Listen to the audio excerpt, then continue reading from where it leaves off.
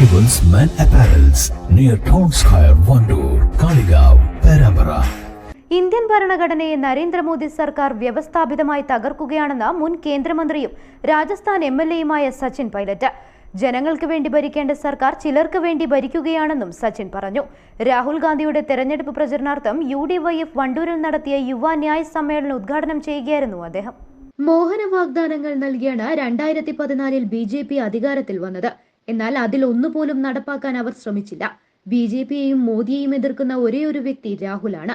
അതുകൊണ്ടാണ് അദ്ദേഹത്തെ നിശബ്ദനാക്കാൻ അവർ ശ്രമിച്ചതും. പ്രതിപക്ഷ ബഹുമാനമില്ലാത്ത സർക്കാരാണ് ഇത്. പ്രധാനമന്ത്രിയായിരുന്ന രാജീവ് ഗാന്ധിയെ മോദി ഇതിനെ മാതൃകയാക്കണമെന്നും അദ്ദേഹം പറഞ്ഞു. You all know that Kerala goes to elections on 26th of April. This is a Lok Sabha election. People of India will elect a new government. Therefore, the question before us is, last 10 years we had a government, a full majority government, that was also voted by the people, and that mandate we humbly accepted. Today we have a chance to again vote for the people, the party and the ideology that we believe in.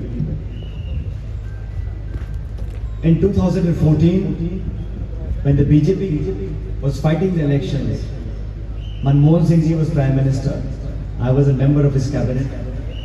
I recall that the BJP made tall promises about eradicating black money, finishing off corruption, reducing inflation, creating jobs.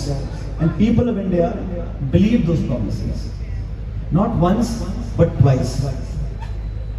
In 2019 again, people voted back for the same party, and we all humbly accepted even that decision.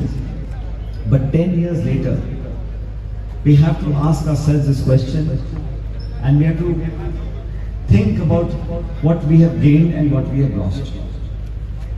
This is a country that has a long tradition and history of thousands of years of people living with peace, love, harmony and affection towards each other.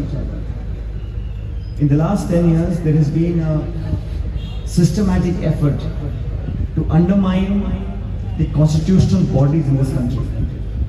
And I say this with deep regret, that despite 75 years of different governments coming to power in New Delhi, no other government has done so much damage to the transparency, credibility and the functioning of our constitutional bodies. Friends, in a democracy, having the right to vote merely is not enough. People cast their vote in Russia also, in Pakistan also, in other countries. It is not the right to vote that defines our democracy.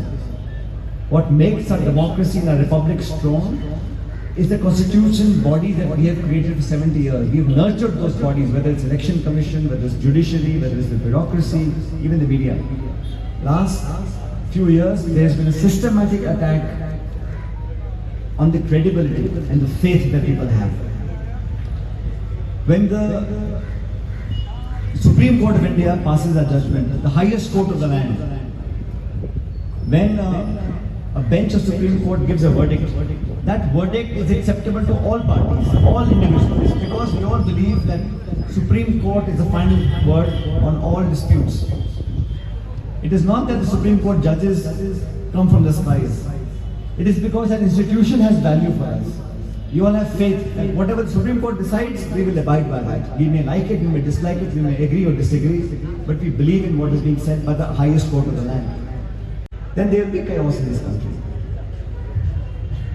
Similarly, the Election Commission is a non-government body that has the responsibility of ensuring a level playing field.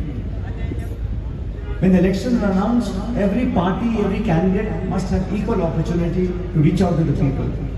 Is it fair for the government of India to have seized the Congress party's bank accounts in the middle of elections? Supreme Court said the electoral bonds in this country are illegal. BJP collected 8,000 crores by donations from companies that were given contracts.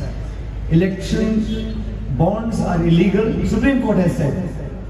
Supreme Court said disclose the records of who you took money from.